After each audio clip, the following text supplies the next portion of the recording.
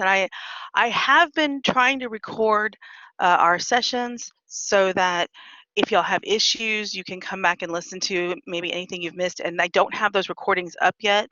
There was a problem with Blackboard last week and again on Monday. So hopefully they've resolved it. And I'm so sorry it's not perfect, but I will try to get any of the recordings I did make up for you guys.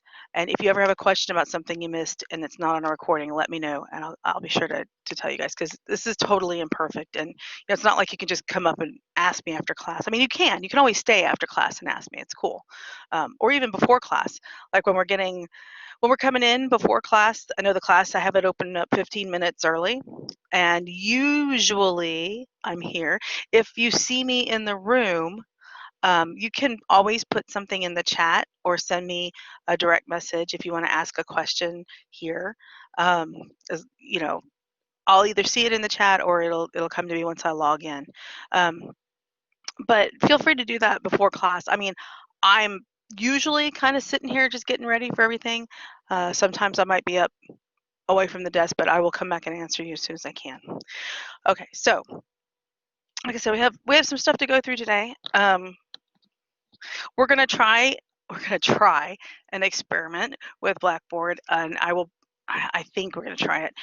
We have an assignment, one of the assignments that we do where we're practicing dialogue, where we will interview. In class, it's real easy. We just turn to the person sitting next to you and you interview the person sitting next to you. And I say interview, you ask them like 3 questions, they give you the answers, and then we do an assignment based on that. And the reason I do that is just so you don't have to come up with the answers. You have to come up with the rest of the writing. But what this Blackboard here, this Collaborative Ultra, is supposed to let us do is we're supposed to be able to break out into groups of any size, whatever size I deem. So like if I want groups of 4, groups of 2, I can just automatically do a random breakout and it will break you guys out in it. And I tried doing that in my Monday night class where they were going to do some really brief group work. And believe me, guys, I am not big on group work, so don't think I'm going to just be throwing y'all into groups all the time. I'm not. This is actually one of those planned assignments that really shouldn't take more than 5 or 10 minutes of actually having to talk to another person. But it didn't work so well on Monday night, and I found out this morning that that was because Blackboard's been screwing up. So I'm trying to decide if I'm going to try and do it today. I probably will if we have time, but I'm deathly afraid that because what happened to me on Monday was we broke out into the groups, and what it does is Blackboard disconnects everybody from this session, reconnects everybody into their own little Blackboard session, and then when I'm ready to end the breakout groups, I hit a button and everybody comes back to the session automatically. But that's not what happened on Monday. On Monday, it disconnected everybody from the session and never reconnected everybody into the groups. And I was stuck. Because I can go from group to group to group to see if y'all need help with anything, like if we're out in doing group work or something. And I tried to connect to one of the groups, and I too was lost in the shadow zone. So, okay, sure thing, Gabriella, just come back in when you can. And that's a really weird feeling, not being able to get back into your own class. So what we ended up having to do, I had to crash the class, go in and tell it to end earlier than it was supposed to, and then everybody met in the lobby. So, and I don't know if y'all can see, I can share my screen, but I don't know if I can actually share. Well, I guess I probably can. Let's see if I can share the lobby. I want to show you guys in case I do try this and we do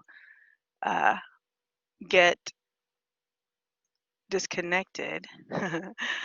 we're gonna check this out. It's gonna be total shadow zone. It's gonna be great. Okay, so here's our main Blackboard page. Then here's our virtual classroom.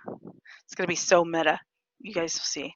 All right, so here's the class that we're currently in. That's pretty cool, right? I'm not going to click on that because it might cause a black hole and we'll never recover.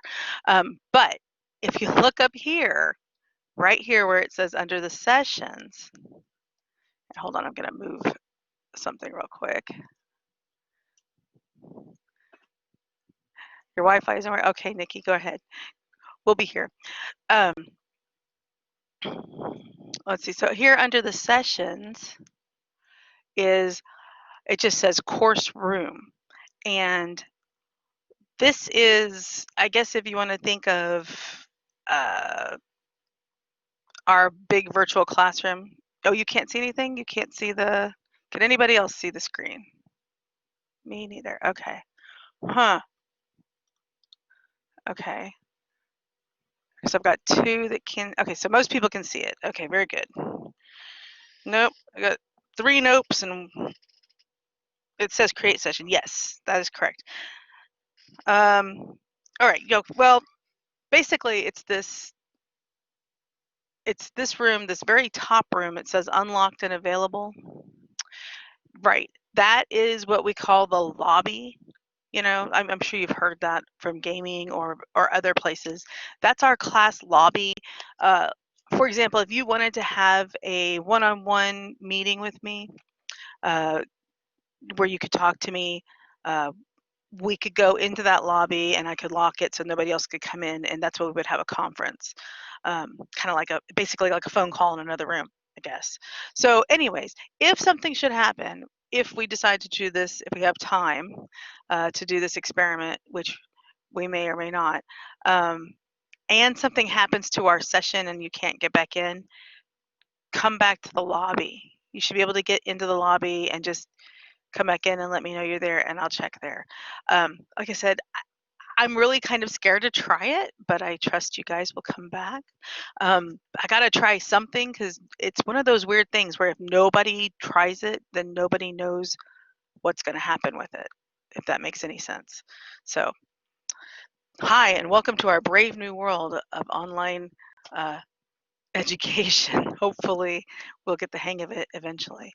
So, I apologize in advance if anything happens. All right, so that being said, kind of giving you guys a heads up of what's going on. All right, so today, like I said, we're finishing up with what we were doing. We were supposed to be doing all on Monday. We're going to be looking at what we were supposed to be reading for today. I wanted to start with a video that I wanted you guys to watch, and it's actually on our Blackboard. So if for some reason this doesn't work, we can you can always take a look at it, or if you want to watch it again, it's a cute little video, but it's all about what is the most important element of a good story. Oh crap! Let me sorry. Let me redo this because I forgot to hit one tiny little button. Ah, there we go. Have to make sure I hit the share audio button. So there. Okay. All right. Hopefully you guys can see. Can you see a screen that says the Atlantic at the top? Cool. Cool beans, cool beans. All right, so we're gonna try and watch a video. Make sure your audio is up. I will make sure that to embiggen it. And it's just it's an interesting video that I came across some time ago, and it was made during a festival. It's from 2014, and it's where a bunch of writers and journalists and producers from TV and movies get together, and they did this little breakout interview and they asked them what makes a good story. And these are ostensibly from the people who are employed to tell us stories, whether it's writers or movie producers, whatever. That's their job. They get paid to tell us stories. So you would think that they would know what makes a good story, right? So I thought it was interesting, and I'm sharing this with you guys so that maybe it'll give you some ideas about the story that you want to tell for your autobiographical narrative. If you already have your story in mind, that's great. That's good. But there's some tips in here that they might talk about what it makes a good story, how to tell a better story. So without further ado, let's go ahead and see if this will work. And I really hope it does. So y'all let me know in the chat if you can't hear it or anything, if there's anything else, okay? So here we go.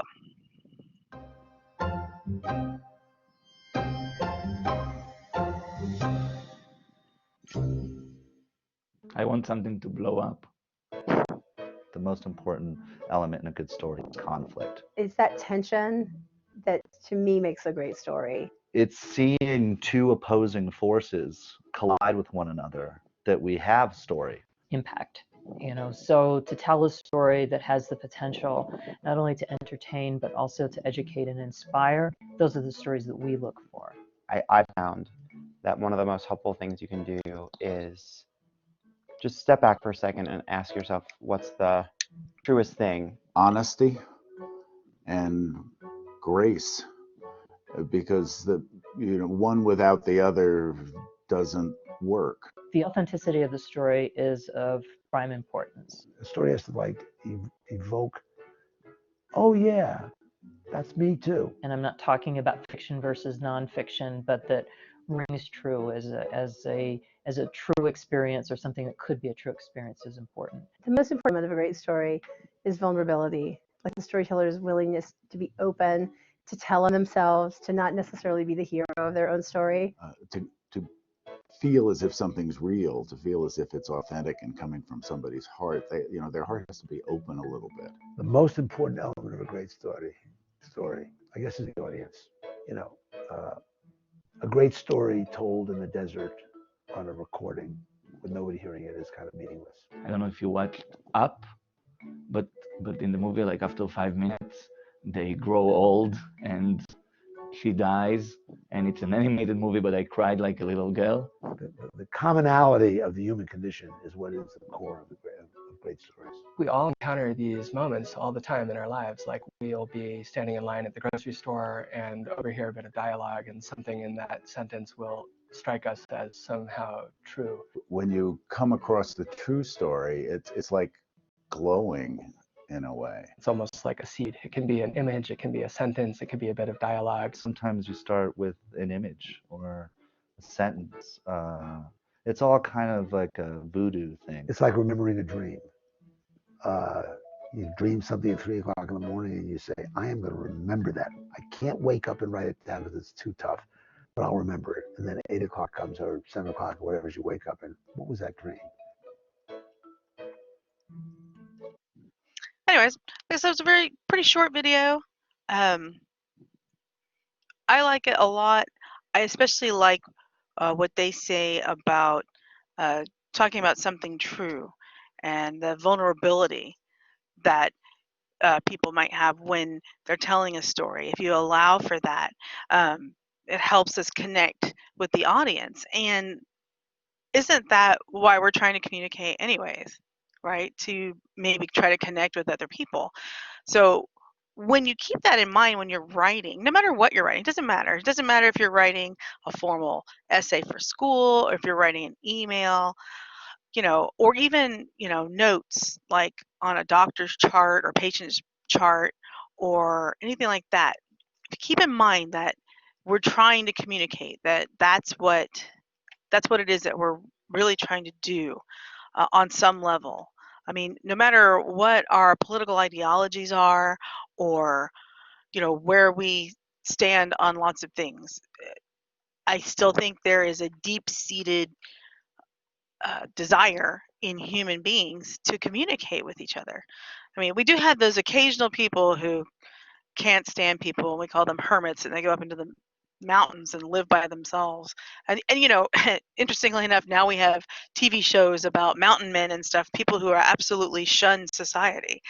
But I think on the whole, most of us are just trying to connect with each other. Maybe not all the time, right? I mean, there's something to be said for not being around people a lot. And it's real tempting with this online stuff. How many of you guys are finding things about being in school online that you kind of like?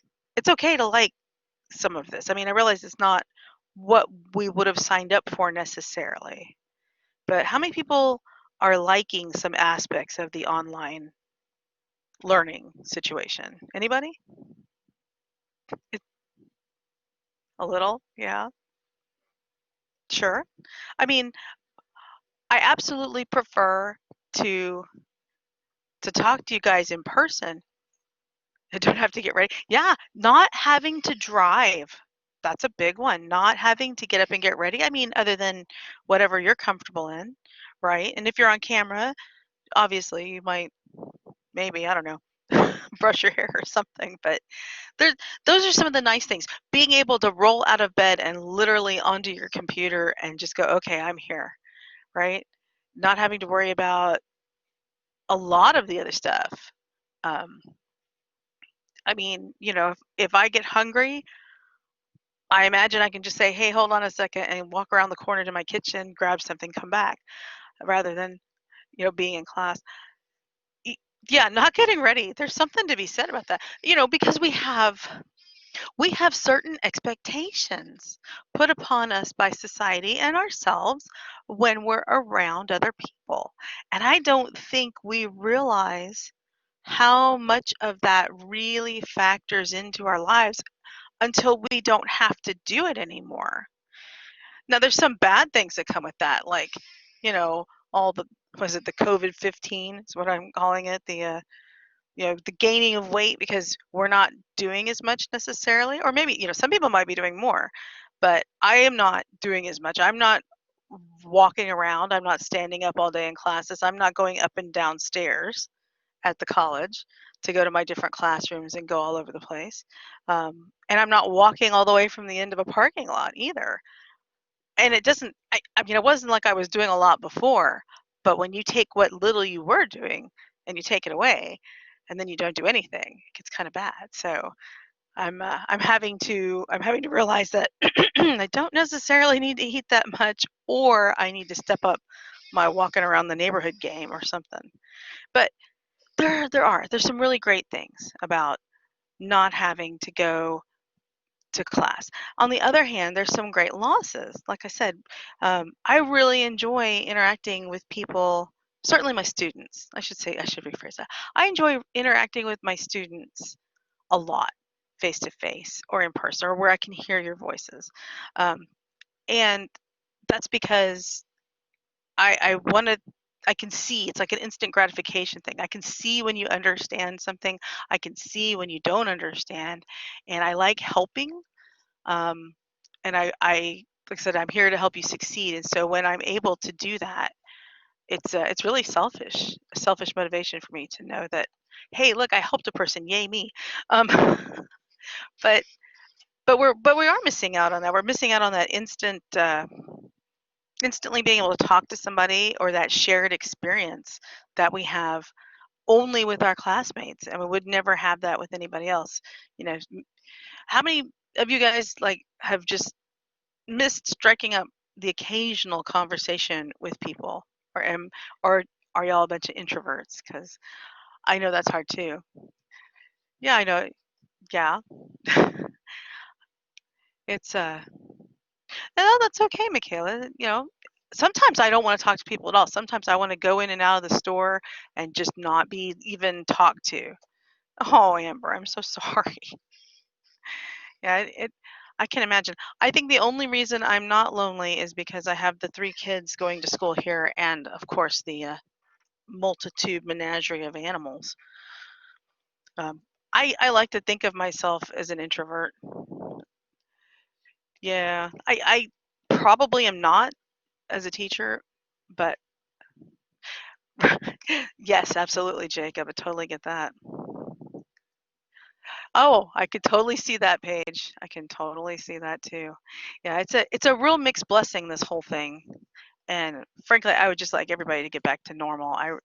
I think what's making me sad about it is, like I said, not seeing my students. I like seeing my students, but I'm also so sad about what's going on with small businesses. And I think never, don't get me wrong. I'm sad about people who are getting sick. I don't want that to happen either.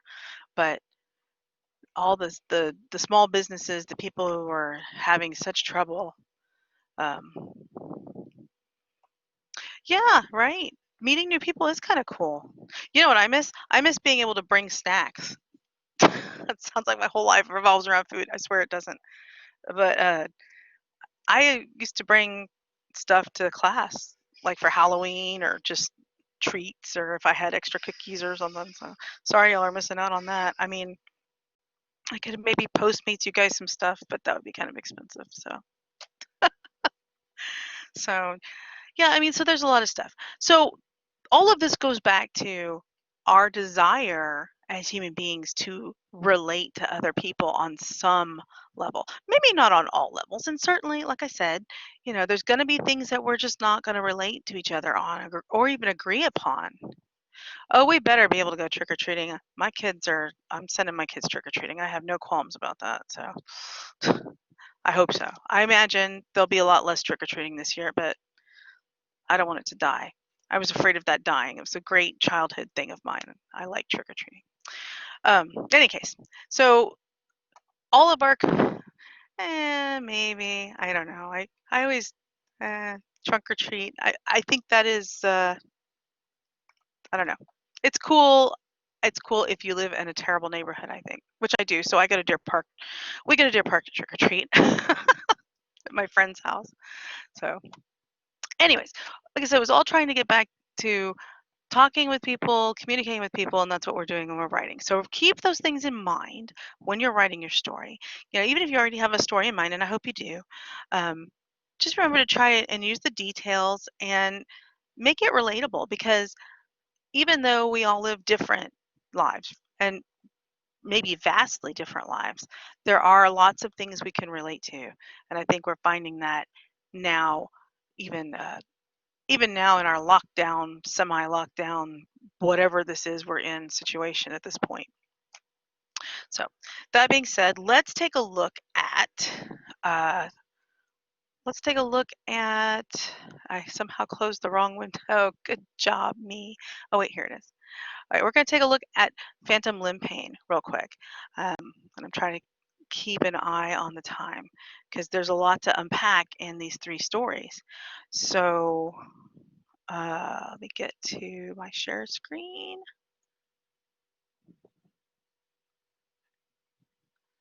And of course, I'm going to have to probably have to reshare it because I wasn't thinking. Yep, I'm going to have to reshare it. All right, hold on. That whole thing about being prepared before you do stuff, I mean, it's a real thing. I am prepared. I was thinking about what I was going to do. I just didn't think ahead enough. Sorry. It's so much easier when I'm in class and I can just, pull it up on the screen and go, here we go. All right, so phantom limb pain. How many people, give me a show of hands or the agree or disagree, how many people like this story?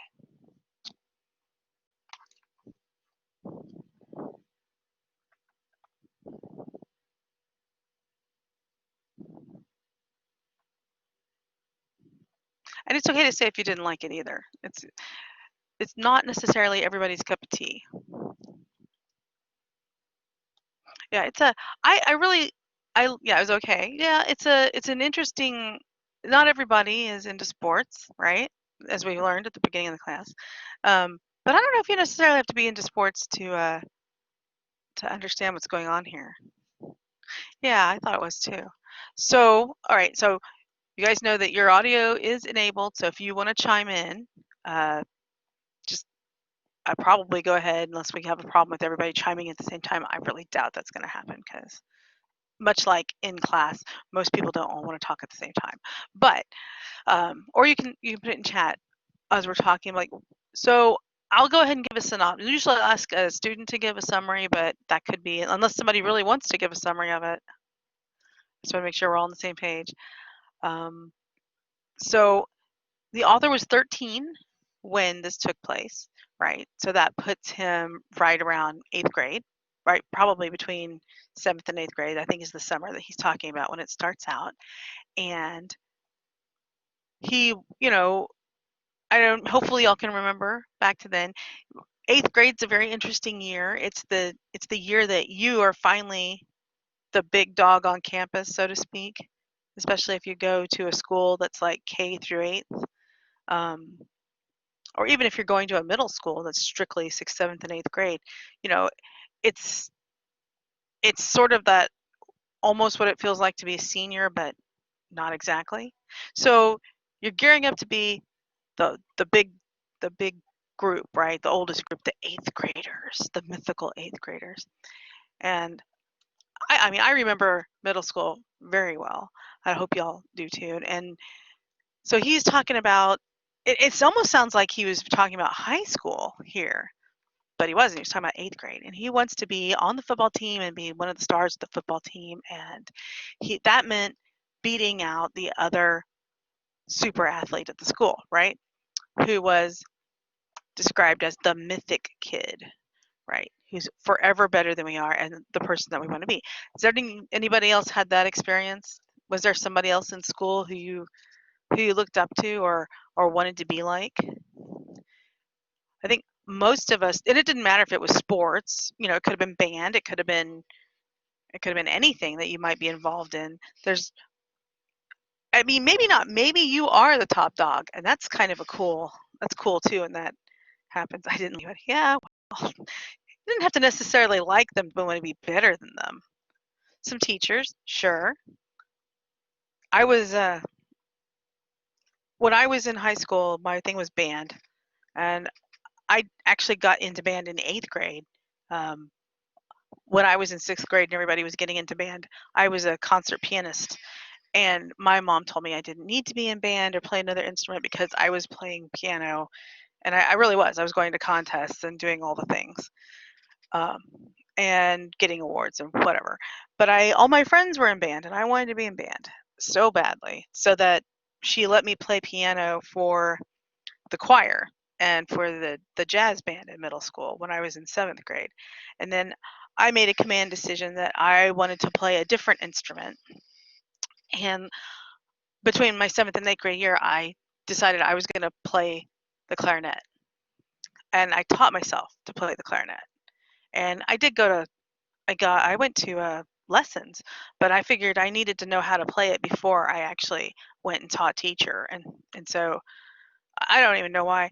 It was a odd thing, but when I got to band in 8th grade, and they were like, "Well, you weren't in band last year." I'm like, "Yeah, but I can play the clarinet now." So and they're like, "Okay, sure." But I got to band in 8th grade, and I took over the clarinet section. I'm not trying to toot my own horn, so to speak, but I was passionate about music, and I enjoyed playing it, and I knew I could do it, and I did it well. So for me, I'm like, I didn't have a person to look up to in the clarinet section. I mean, I had friends. I think I made some really bitter enemies too at that point.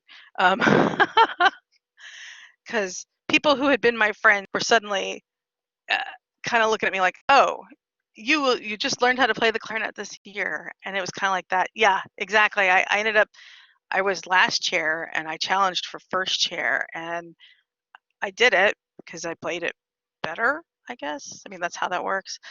And now in high school, I wasn't first chair until I was a senior, but that wasn't I mean, I would actually waffle between first and second when I was a junior, I think. That was just because of the way my band was set up, and basically only a senior could be first chair. But they wanted me in the different sections when they needed a strong section, so it was a little strange. Anyways, I didn't have that person to look up to that I wanted to be. I mean, I kind of, but not in band. Well, maybe, I don't know. Anyways, I'm getting way off here. Sorry. So he's so Chris, the author, as I'm going to refer to him, he is wanting to be in football. He wants to make himself better. And so what do you do when you want to make yourself better at something?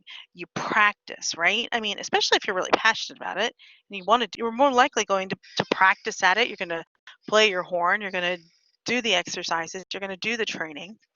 And I love how he tells us exactly what he did in like one sentence.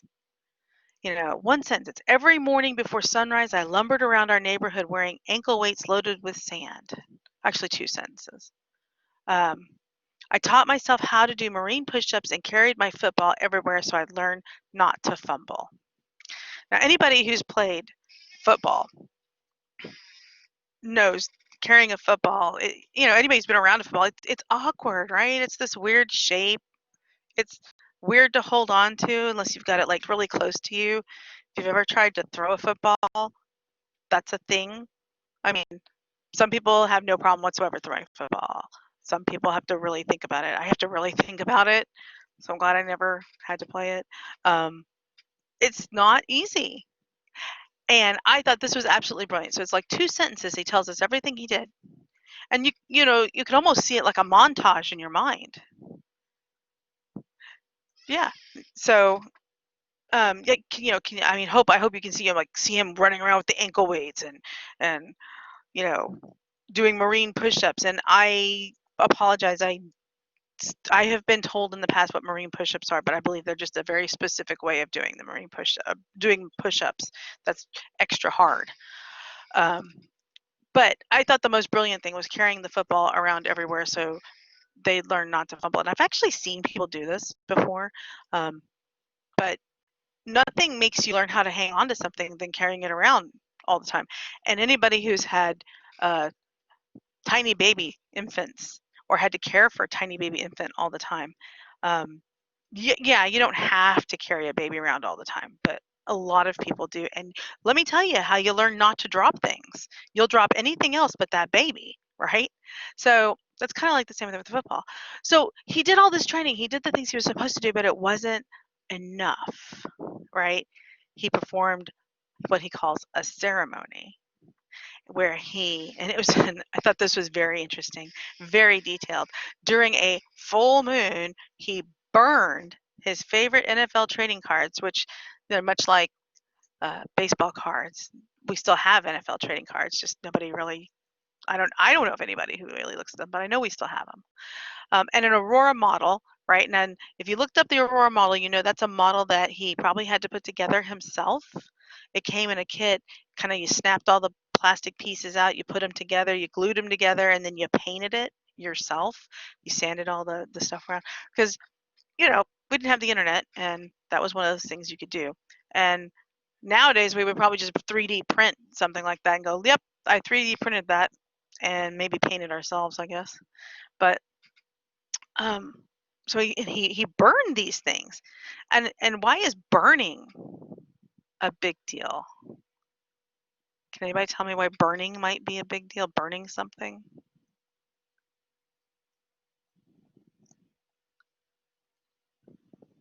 Anybody? To let go? Sure. But when you burn something, it's kind of gone forever, right? I mean, that's the most effective way of getting rid of just about anything is to burn it.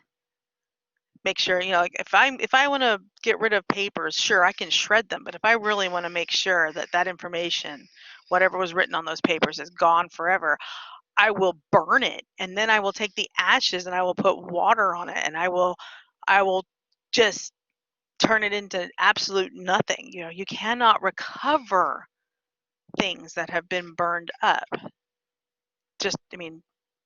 Most things are just not recoverable. So it really is a sacrifice, right? It's gone forever. You've given it up. And I just love this one sentence. And he does it all in one sentence. During a full moon, he burned his favorite NFL trading cards and his Aurora model of the great quarterback Johnny Unitas in a walnut orchard behind our house where Miller and I'd gotten into a fight when we were 7, and I'd burst into tears before he even hit me.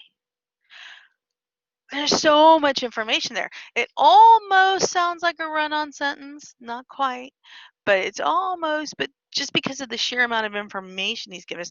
First, he tells us that he's known Miller since he was 7, and he's had this weird relationship with him where they got into a fight in a walnut orchard. But I want you guys to see the really vivid detail, right? He didn't just say we got into a fight behind the house, right? Which he could have said. That would have been accurate too.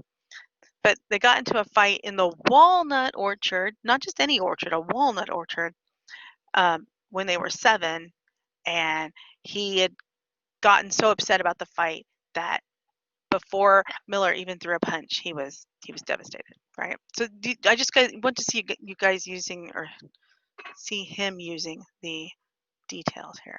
So something happened 2 days after the ceremony. Miller snuck out, and took his brother's motorcycle. That's what the Kawasaki is, just in case anybody didn't know. It's like a dirt bike, really. Oh, I'm sorry, the Suzuki, not the Kawasaki. He snuck out on a dirt bike, a Suzuki, got struck by a car, and lost his arm below the elbow, right? Had to have his arm amputated, which is devastating for somebody who plays football, right? Even though he wasn't the quarterback, as I understand it. He was trying to be the star halfback. There we go. And so then our author broke all of Miller King's records, right? He basically replaced Miller King. And he was named MVP, but he had a lot of guilt because he felt like he was somehow responsible for the accident, right? He had awful nightmares, crazy dreams, he called them, where he was keeping the arm of Miller in a aquarium full of vodka, right? I mean, that didn't actually happen. That's not what happened. And he was in no way responsible for that accident. But why do you think he would have been? Yeah, I know. But remember when this took place. This took place in either the late 60s or the early 70s. And not having all of your limbs and still playing the game was not a consideration, if that makes any sense. I mean, today we would never try to limit people like that. We would tell them, sure, you can, you at least try, right? We would at least give them the opportunity. It was just something most people didn't think to try. But also consider if he was in 8th grade and he lost his arm, there's a lot of healing. I don't know if any of you have ever lost a limb or had a serious surgery or anything like that that you had to recover from. There's a lot of healing that has to be done. And it's entirely possible that they didn't want him to play while he was healing from the amputation. So, I mean, so by the time this story would have been over, he would have been in high school. By the time he would have been able to play, he would be in high school again. But interestingly enough, you know, he did say Miller watched the games from the bench wearing his jersey, which was pinned shut, right? And that's also that's a very interesting way of putting that. I mean, because can't you just picture this poor kid sitting on the bench with his jersey on? And, you know, football jerseys are huge, right? Because they have to go over the pads. So without his pads on, it's just kind of, they're very floppy, right? And with his sleeve pinned up, kind of blowing in the wind, it's very, very descriptive. I mean, I can picture it. Hopefully you guys can too. But I have a fairly vivid imagination. But I think we all kind of do. We just have to work on it. In any case, so this is all of this first page is really set up for the thing that he's talking about happens, the incident that happens in the 24-hour period. And that is when they're walking home after football season, right? Basketball season's almost over. And they're both walking home from school. Because remember, they live right next to each other, even though they were not best friends. And, you know, our author had never been in Miller King's house before, right? Because when he did, after he went to visit him after the amputation, he realized that they were more alike than they were different. He was like, it never occurred to me he would have the same poster as I did, right? Isn't that where we connect with people sometimes, when we realize that, oh wait, they have some of the same things we do? I know I try not to keep up with celebrities too much, but I have in the past when I used to keep up with celebrities more. You know, if you watch any kind of show about their TV, or not their TV, about their house, or about where they live or what they do, and occasionally you might see something and it's like, oh wait, I have that too. That's really cool. They're just like me. You know, they're just like me. They put shoes on. Woo, you know, that kind of thing. That's kind of the moment he had with Miller King, because remember, Miller King was kind of his idol. He wanted to be like Miller King, and it never occurred to him that Miller would have the same poster as him, even though it was an insanely popular poster amongst teenagers at the time, this poster that he's talking about. So he's walking home, they're walking home, and he's taking a shortcut that they often take to get to their house in the neighborhood. And it's, you have to go over a cyclone fence. Everybody knows what a cyclone fence is. Yes, I hope. We don't call it a cyclone fence down here on the whole. Down here, we will call it a chain link fence. You know, just the metal chain link fence that we normally see. And the reason it's called a cyclone fence in other places is because it allows for the wind to blow through it. So if you're, say, up in Nebraska or any other place where there's a lot of cyclones, we don't call them cyclones, we call them tornadoes or hurricanes. But it allows the wind to blow through it. And so that's why the diamond shaped hole. So I hope that y'all recognized that it was a chain link fence, or what we would call a chain link fence. But he finds Miller stuck at the top of this fence, which wasn't hard to climb if you had both hands. Anybody here ever try to climb a chain link fence lately? I mean, I did it when I was a kid all the time, right? Because my feet would fit in the holes, right? Sure. Yeah, I mean, kids, they look, yeah. Oh, I fell too. Yeah, they look like they're made for climbing. Sure. So, and he's right though. Once you get up to the top, it's just a matter of putting both your hands on the top and kind of swinging yourself over, whether you climb down or jump down on the other side, right? But if you don't have both arms to do it, and you're used to having both arms to do it, it can be a bit frightening depending on how tall that fence is, right?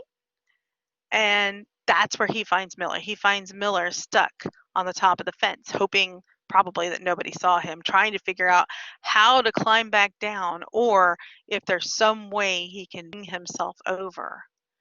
I mean, I know as an adult, I've tried to climb a 3-foot fence like that, and I was like, oh God, I'm going to die or break a hip or something. I don't know, something dumb. But that's where he finds Miller, and he helps Miller down, and he figures Miller probably doesn't really want his help, but he takes it, right? Says I helped ease him down the fence one diamond-shaped hole at a time, and we were finally safe on the other side. Miller said to him, I didn't tell you this during the season, but you did all right. Thanks for filling in for me. Which is also kind of funny in a way, because, was he really filling in for Miller? I mean, maybe, we'll never know, right? If Miller had been whole and healthy, would Chris have done as well? Would he have been able to challenge him for the top spot on the team? Maybe. He did break Miller's records, right? He did do all the training things that he should have done. He did everything he should have done to be better at what he was doing. He did the right things. But he also did that ceremony. And why do you guys think he did that ceremony? Can anybody just give me an idea? Why do you think he did that? To what end was that supposed to be?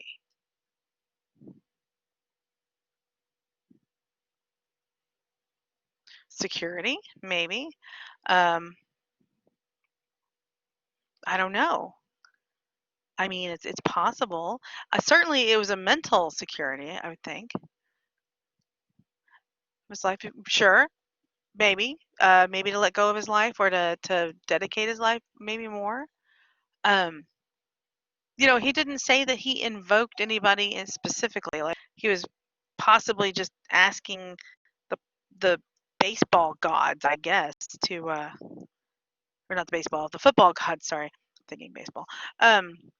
He's probably just asking the football gods for their blessing on what he was doing. But maybe he might have been superstitious. He doesn't say anything like that in his story. He just says he does a ceremony, and then he feels real guilt for that ceremony because of what happened to Miller, right? He doesn't even say that he asked for anything bad to happen to anybody, right? He just says, I performed a ceremony, I burned my NFL cards and my model under the full moon in the backyard or back behind the house. And so he's ascribing, at least mentally, some power to that ceremony, some sort of something to that ceremony, because he feels such guilt, right? He's having these bad dreams. He's feeling guilty. He's still doing well, but he's got all that going on. And then he ends up helping Miller over. Miller tells him, hey, you did good. They walked home together, not saying much, but together back to their houses that were 200 feet apart. Can you imagine living next to somebody 200 feet away from somebody who's your same age, who goes to the same school as you and does the same things you do, and not talking to them? I mean, you can see it, Cameron. It's hard for me to imagine that. And I grew up at this time. I wasn't in middle school way back then. But yeah, I lived someplace where my best friend was 3 miles away because I lived at Canyon Lake, and our school was 20 miles away.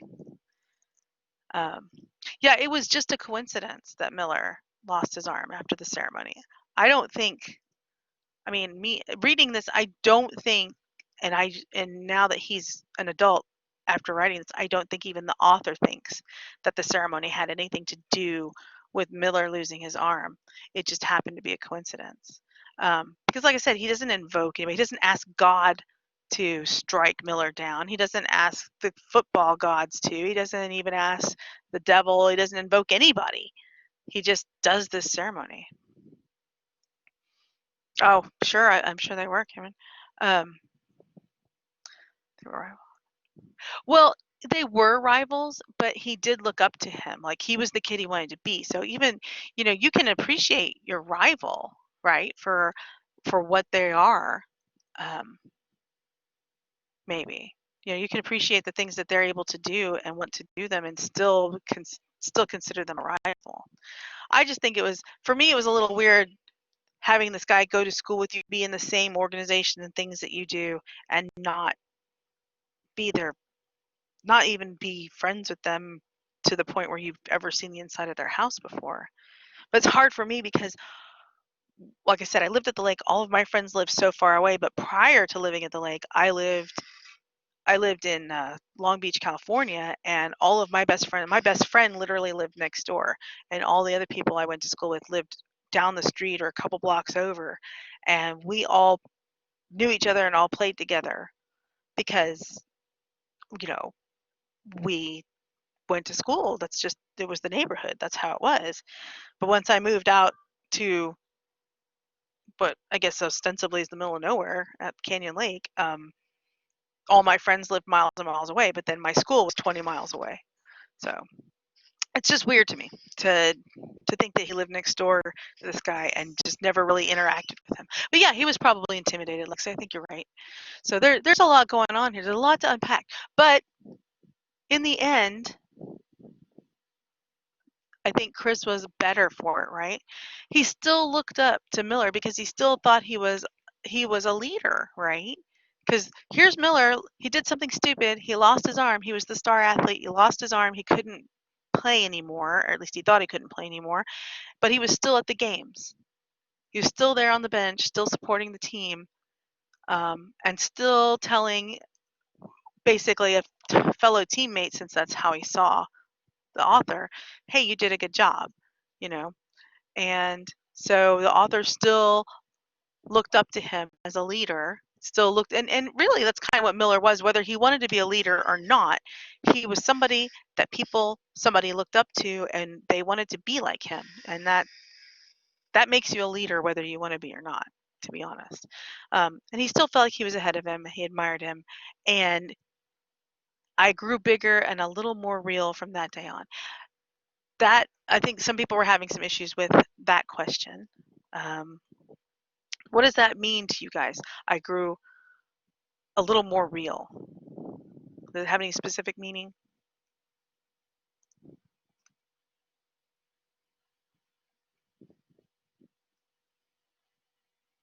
Exactly. I think so, Kate. I think you're absolutely right. He grew more mature. He, yes, mentally felt better about himself. Absolutely. I think that's the moment that he Yeah, he learned more about himself. He let go of his insecurities, got more mature. Sure, he let go of the idea that it was his fault necessarily that things happened to Miller. Um, so hopefully he stopped having that horrible dream.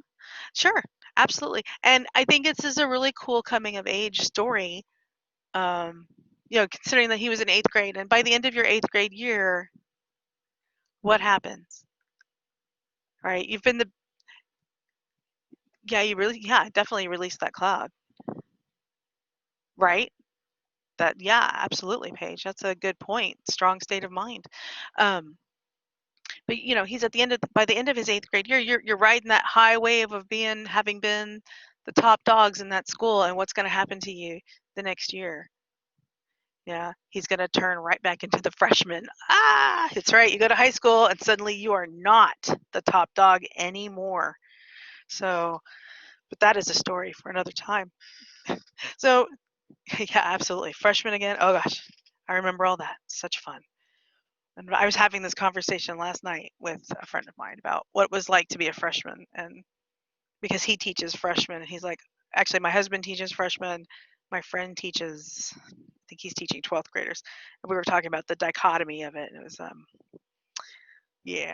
freshman, yay. So, anyways, there you go. I thought it was a pretty good story. I'll let you in on a little secret. There's probably no right, or I mean, there are more right answers, I guess, to the questions that I've asked. But honestly, if you just answered them to the best of your knowledge or how you felt about the story, that's the important part. When I'm asking questions about stories that we're reading, it's not to make sure that you have the absolute right answer. It's to get you guys to think about what was going on and to dig deeper and to do what they call a close reading of things. And it's really easy with a story like this because it's such a good, dense story, right? You know so much about this guy, and it's only a page and a half, right? You know what he was like at 7. You know what he was like coming up through middle school. You know things that cause him trauma, or at least mental trauma and some anguish a little bit. But you also know that he's really capable of doing things that he wants to do when he puts his mind to it, right? So we know so much about this author from just a page and a half. It's an amazing story. So, and I like it for that reason. I mean, not that it's a little relatable. So hopefully you guys liked it. Hopefully you didn't have any problems with the story or with the questions. Anybody have any questions about the story before we move on? We're probably not going to cover both of the Sidaris, but I want to talk about them a little bit. Nothing? Okay, cool. All right. Well, then I will move on to the Sidaris ones. Now I'm going to go ahead and open them both up, and so let me see. Which one did you guys like better? Let It Snow or Journey into Night?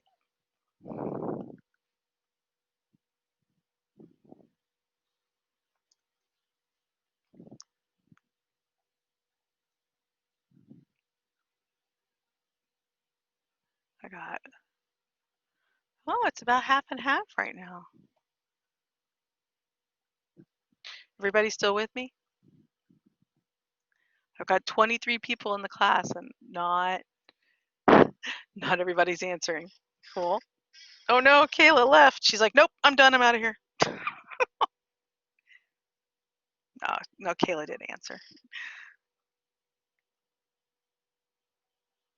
All right, so about half and half. Maybe. Wow, I was really surprised. There's usually everybody likes Let It Snow better. Now that I can only imagine the reasons though.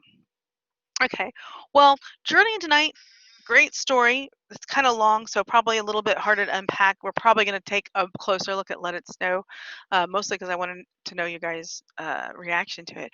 But Journey into Night. All right, so okay, go ahead and use the agree or disagree button so that we can answer pretty quick. And if you still liked the writer at the end of the story, say agree. And if you didn't like him at the end of the story, say disagree.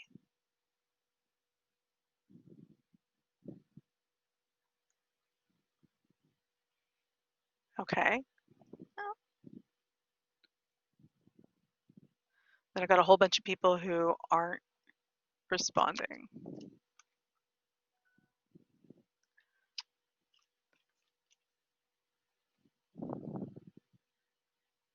Like a whole bunch of people who aren't responding. I hope y'all aren't putting me on ignore. That would just be, well, that would make me feel bad. Internet connection. Okay, that's cool. Oh, okay, I see.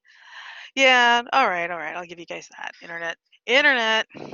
Okay, anyways, very cool. Well, I, whether you liked him or not, you have to, oh, Lexi, you're so honest.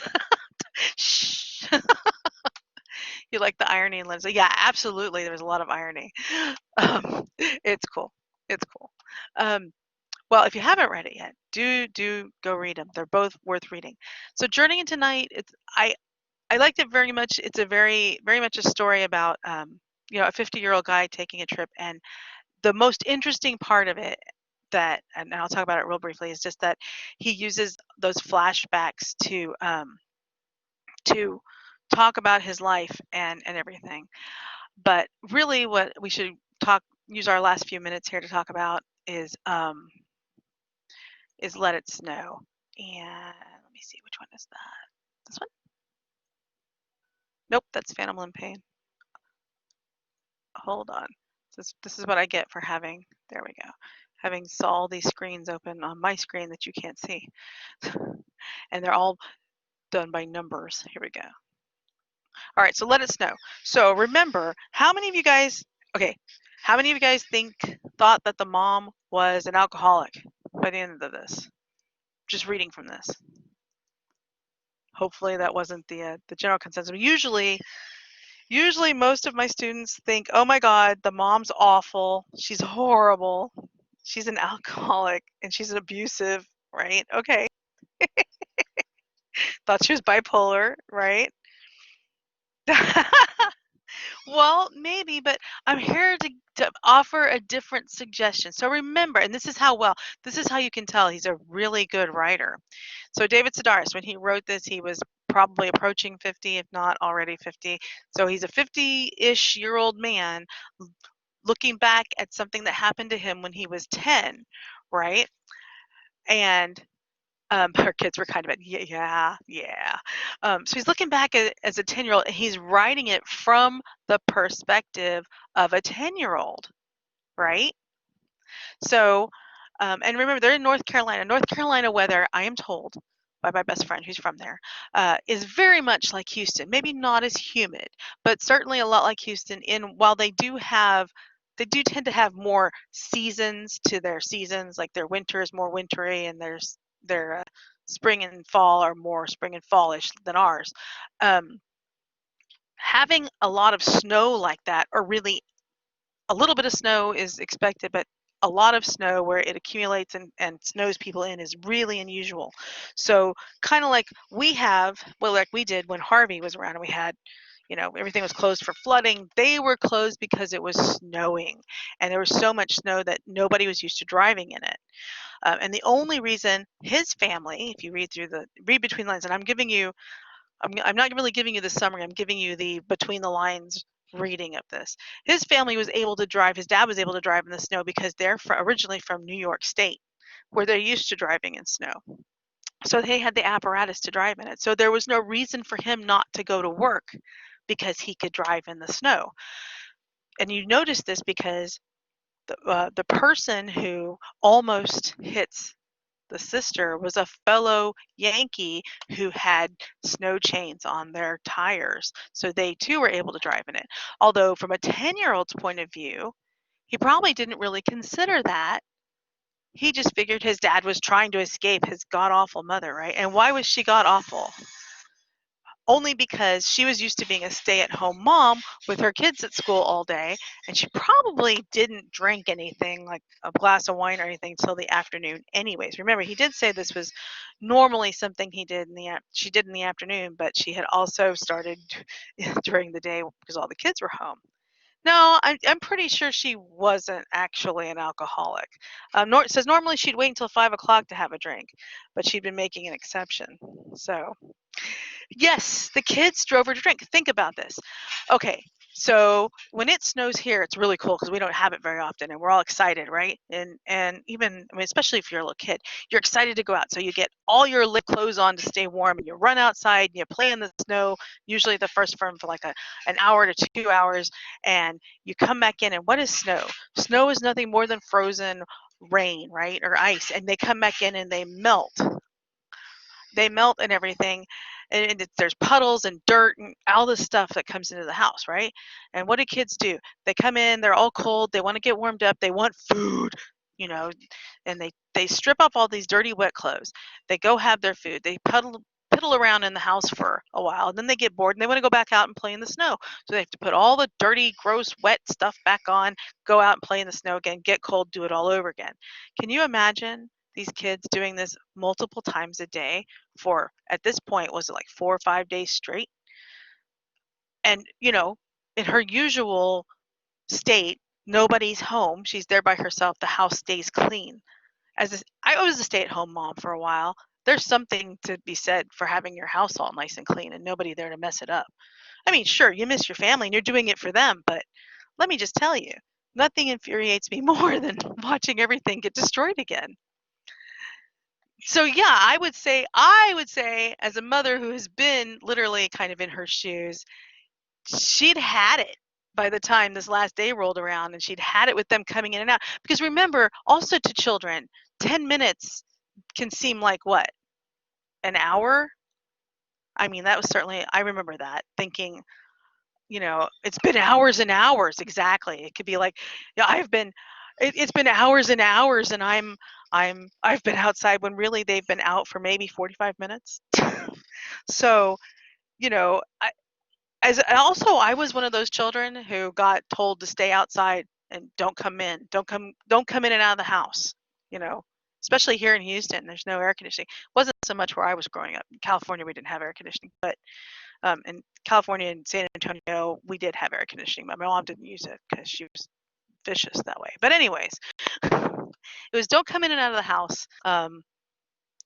And I don't even know why. So I was one of those kids. I drank out of the water hose and I got the sandwich handed to me out the door, told to eat on the porch. So maybe I identify too much with that. But here they are. They've been, yeah, exactly. Yeah. Oh, he sounds rough. Oh, I made it through. I'm fine. But you know, the kids have totally annoyed her to the point where she's locked the door, right? And then they're like, oh no, she's running from us, and you know, they're out there trying to get back in. They want to come back in the house, and God knows how long they've been in and out of that house already that day. And there they are yelling, "It's us! We're here!" And so the older sister says, "That bitch," right? Oh, I mean that's a terrible name to call your mother, right? And you're gonna get in trouble when Dad gets home, right? And it was growing, you know, and here it was. This is the best part. Dusk approached. As it grew colder, it occurred to us we could possibly die. Selfish mothers wanting the house to themselves, their children discovered years later frozen like mastodons and blocks of ice. I mean, this has the sounds of the Christmas Story. Do y'all ever watch that movie at Christmas?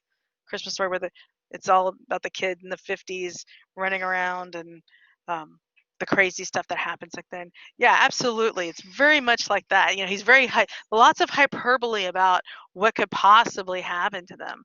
Yeah, so here they are, frozen mastodons. So they're kids and they're trying to figure out, they wanted to call their dad, but of course they didn't know his number, and it's not like they had cell phones back then. So they're like, he probably wouldn't have done anything. As far as they were concerned, he'd specifically gone to work to escape the mother because of the weather. It could be hours or even days before he came home. Now that's kind of ridiculous. I mean, remember, he's not telling this story from the perspective of a 50-year-old man who knows better. He's telling the perspective from a 10-year-old who thinks they know what's going on. Okay, and I have a 10-year-old right now, and she's probably listening from the other room, and she thinks she knows what's going on, but let me just tell you, she's 10. Anyways, Oh no, they weren't in a divorce. He just went to work. He went to work because he could. Now a lot of people didn't go to work because they didn't have snow chains on their tires.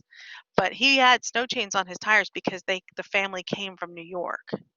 And that's why he was able to go to work because, this is also back in the day where nobody was paying your bills. There was nothing like there wasn't even unemployment.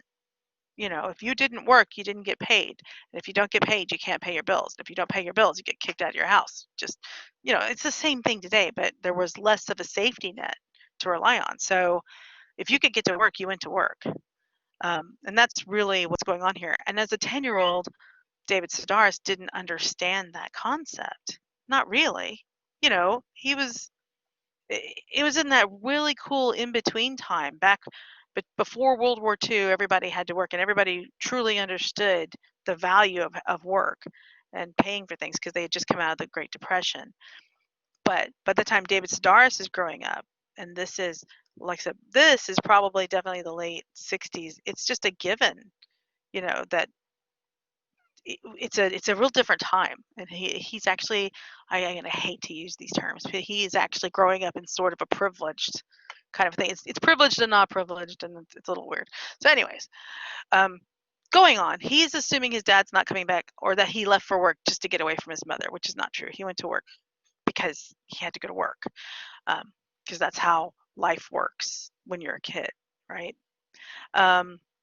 So what did they decide to do? They decide to get people's attention, and to get people's attention, they're going to do something awful like sacrifice one of themselves, right?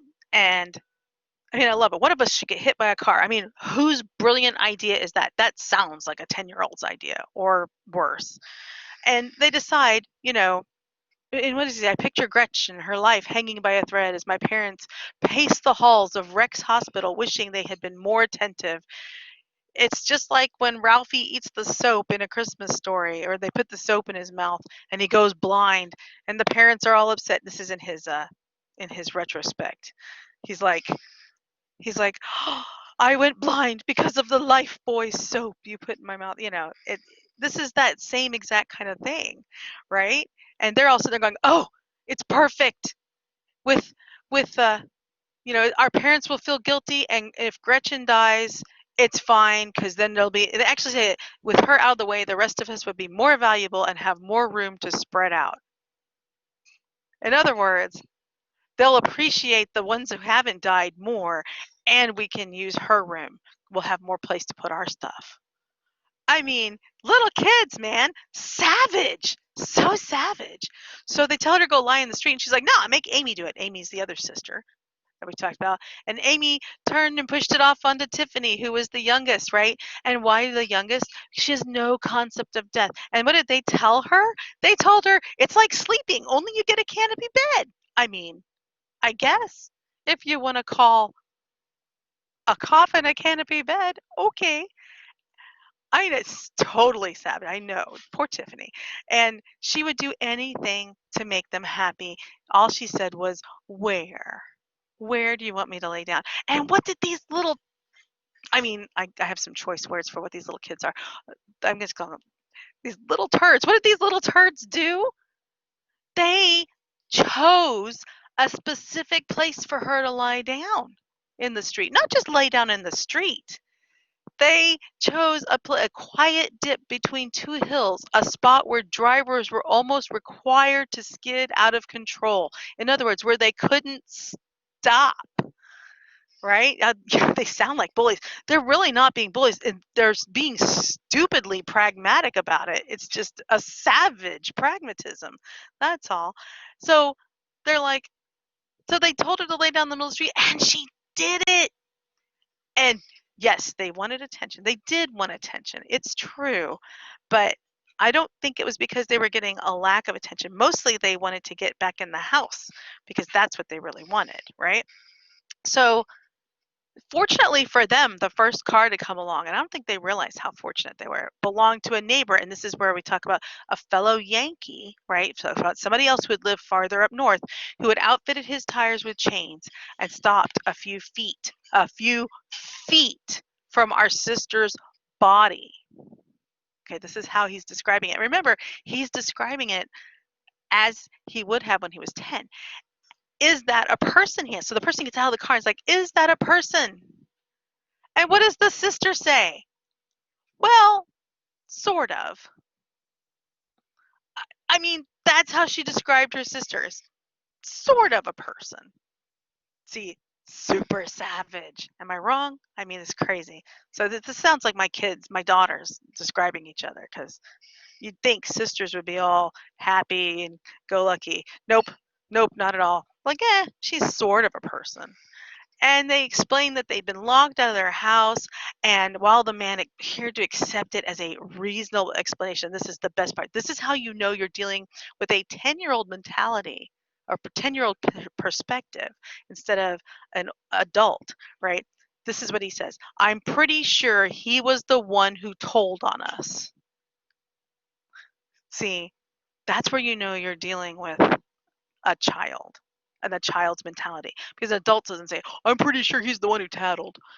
No, adult doesn't say that. The child, I'm pretty sure he told on us. See, like, we would have gotten away with it if it hadn't been for you meddling adults, right? So then, another car passed, and we saw our mother, this puffy figure, awkwardly negotiating the crest of the hill. She did not own a pair of pants. Now, that's because she was a stay-at-home mom, probably wore dresses and aprons and stayed in the house most of the time. But still, she didn't own a pair of pants, and her legs were buried to the calf in snow. We wanted to send her home, to kick her out of nature, just as she had kicked us out of the house. But it was hard to stay angry at someone that pitiful looking. So as soon as, what you need to realize is she as soon as the neighbor told her that her kids had been, they're dumb snow chains, exactly. As soon as her neighbor told her that her kids were being uber stupid, because they were, she ran out of the house in what she was wearing.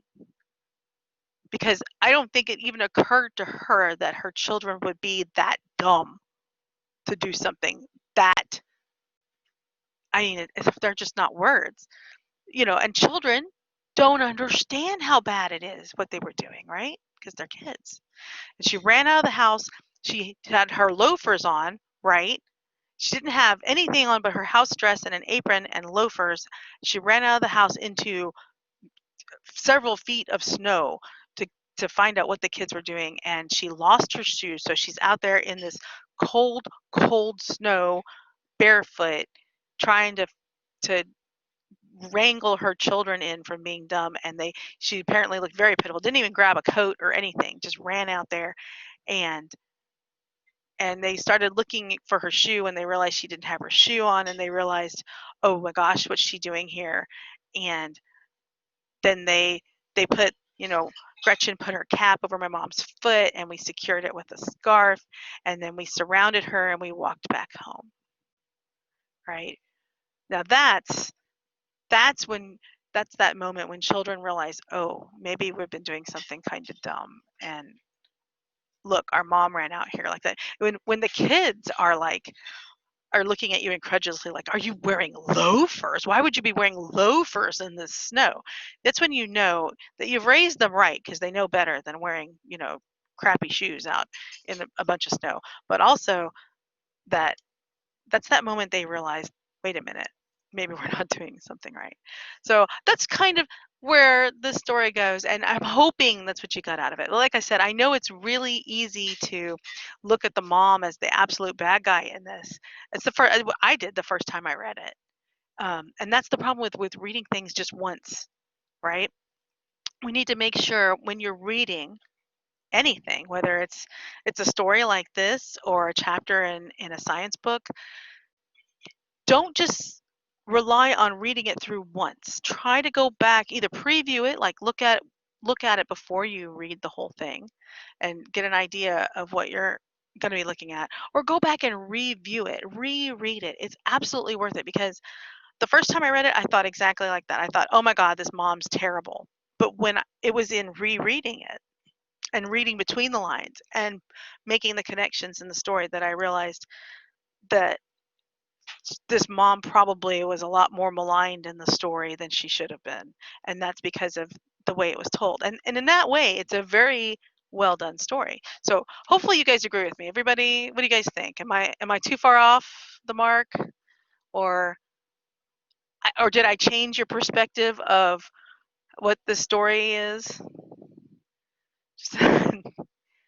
Yeah, see, and see that's kind of my point. It's just that first blush of things can certainly look one way, but when you break it down, if you look at it and put it all together, oh, no, you probably didn't really misinterpret it, but yeah, it's pretty cool. So those are these are the examples of autobiographical narratives. There's a lot there. You can do a lot with it. I'm not asking you guys to write like super dense things like this, but keep it in mind. You know, there's no reason you couldn't try to, and you're not going to have marks taken off for that sort of thing. But those are just some examples, and we're rapidly running out of time, so we're not going to be able to do the yeah. It absolutely is a deep meaning. So. So the assignment that we were going to do in class today, I'm going to ask you guys to do at home. And let's take a super quick look at it if I can. I know, I'm so sorry. I know y'all have other things to do and classes to get to. Let's see. So here's the assignments. So it's called Celebrity Interview. And originally I was going to have you guys do this with our classmates, but we're not going to have time to do that. So I want you to either ask a family member or a friend the following questions. And it's, what is your favorite food? Where is your favorite place to chill out? And what is your favorite relaxing escape? And they could make up the answers. It's okay. It doesn't really matter. But what you're going to do is you're going to take the answers to those questions and write up an interview. Yeah, exactly. Write up an interview as if you were a reporter from a celebrity website like TMZ or eOnline or ESPN or whatever, right? And you're going to act like the person you interviewed was either a rock star or a sports star or, you know, a rapper or, you know, movie star, whatever. Somebody who people want to know what's going on in their lives. And you're going to write up an interview, and I want you to do it in dialogue format and not in transcript format. In other words, do not write it up like with your name ... and then their name ... Write it up with quotation marks and everything else. And if you have any questions about how to do that, be sure to look under the essay number 1. There's a let me see. Anyways, like make sure you make a new paragraph. Here, you can use this link here. Write a dialogue check for check out this link. It'll help you. But if you look in autobiographical narrative right here, there's also how to properly format dialogue. I can try to give you guys an example of a brief one. It's really super. It doesn't have to be very long. It doesn't have to be more than a page, if that. Just however long it takes to write up the questions and answers. Let's see this. Your autobiographical narrative is going to be due next Wednesday. That is correct, on the 10th. And we are not having class on Monday.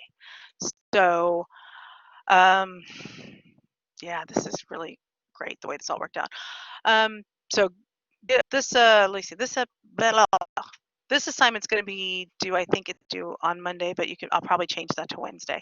And then chapter 2E is, I'm asking you guys to read chapter 2E. You may have already read it and do questions and comments over that. It's very, very short, like a page and a half, really. So that's what I'm asking you guys to do for next week. I'll make the due date on both of these Wednesday. But yes, the autobiographical narrative is also due on Wednesday. That being, of course, the more important thing. And if you have any questions about dialogue, I will try to put up a example of this when I put it in the announcements. So any quick questions? I'm so sorry, we've run right to the very end of our time.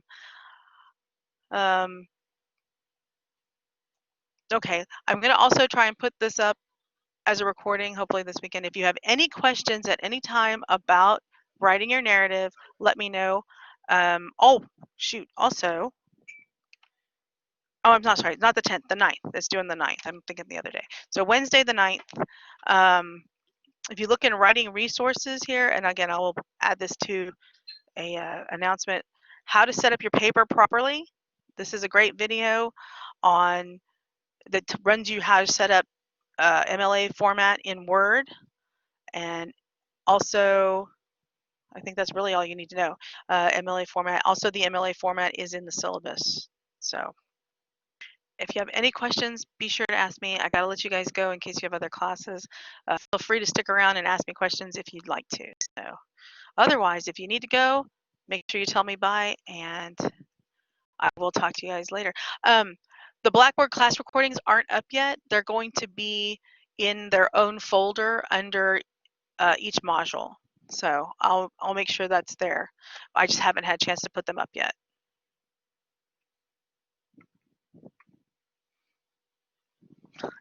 Off to the vampires. Oh, good luck. Remember, Amber, eat a good meal and rest. Drink a lot of fluid.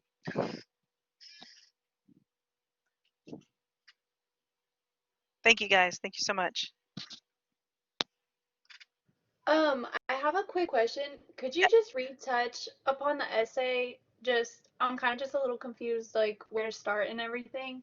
Okay, sure. Here, I've got it. If you're still sharing the screen or looking at it. So here's the actual essay where it's being assigned. And basically, you're just going to write a story, hopefully about something that actually happened to you, an autobiographical narrative, and just write about something that happened to you within a 24-hour period. So, for example, if you had just like let's just say you won the lottery or something, you can talk about the day that you found out you won the lottery, or a lot of people talk about graduation or when they had babies born, or sometimes people talk about when somebody passed away who was very close to them because it's just important and they want to talk about it. I'm just basically asking that people focus on something positive, only because it's a lot of times easier to write about that, but sometimes I'll take whatever you want to write about. But that's really basically about it. It has to be at least 750 words, which is about 2.5 to 3 pages long, and be in MLA format, and just tell a good story. If you want to look at the basic features up here of an autobiographical narrative, it's got to follow these basic features, which actually I think you can't see it. It's got to follow these features, and that's pretty easy, though. That's just telling a good story, if that makes sense. Am I making sense, Nikki? Yeah, okay. Yeah, I think I Okay. got it now. Okay, yeah, and there's how to properly format dialogue, just to make sure, like if you have other people in your story that you talk to, you're going to have to format the dialogue correctly. And I find the reason I talk about this is because I found a lot of people have a hard time sometimes writing dialogue. And then there's this special strategies for writing one too that can help you out. I would go to this, but I'd have to like go out and share a different screen. So does that help? Yes, ma'am. Thank you so much. You're welcome so much. Let's see, Paige is the same as the 2 questions with responses with the professor and someone else. I'm not sure what you're asking, Paige. Are you asking about the interview, the celebrity interview assignment? Because that, hmm.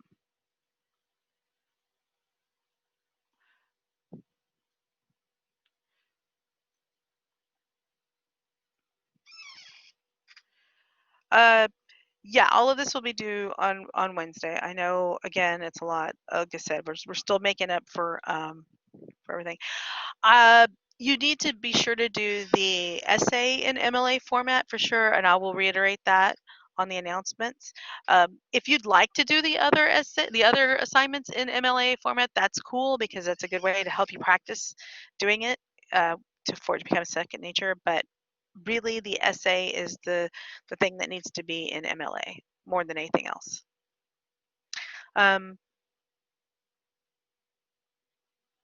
So Paige, I'm still trying to figure out what you have the paper. They were about something.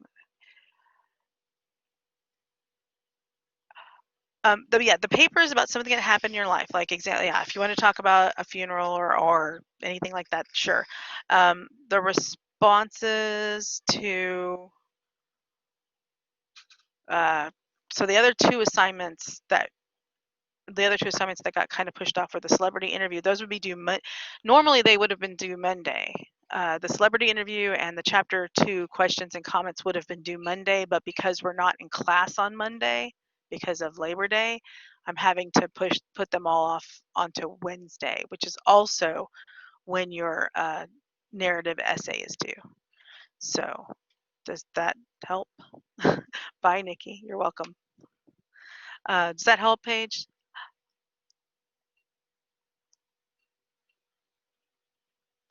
Hopefully I will make this all clearer than mud in the announcements.